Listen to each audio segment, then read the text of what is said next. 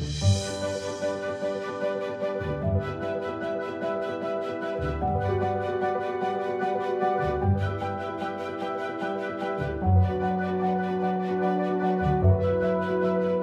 Темірбекұлы, Қазақ ұлттық университетінің түлегі.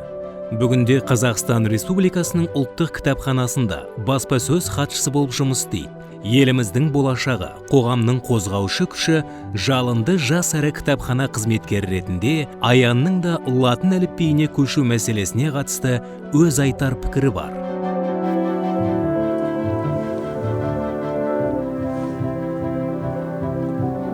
Мен ұлттық кітапхананың қызметкері, яғни Парасат ордасының ұлттың руханиятының қызметкері болғандықтан латын әліпбиіне көшуді, оның жан-жақты дамуын қазірден бастап қолдаймын, яғни құптаймын. Мысалы, ұлттық кітапхананың өзінде 7 миллион кітап қоры болатын болса, оның 20% латын әліпбиінде жазылған. Сондықтан да біз латын әліпбиіне көшу арқылы баға жетпес інжу маржан бай мұраларымызды кеңінен зерттеуге мол мүмкіндік алады.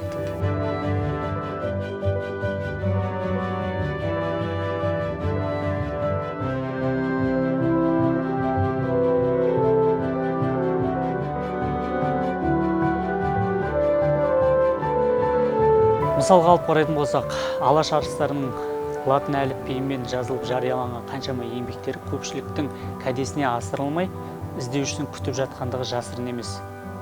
Осы тұрғыдан алып қарайтын болсақ, латын әліпбиіне көшу көптеген мүмкіндіктер сыйлайтыны рас.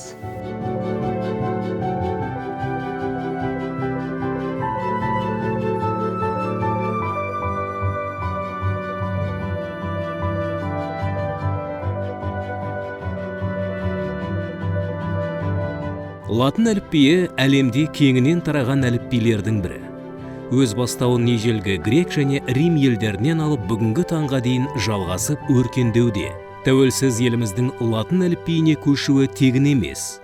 Ел үшін жеке басын сипаттайтын, ешкімге еліктемей ұлттық кодымызды одан әрі нық қалыптастыру мақсатында іске асырылып отыр.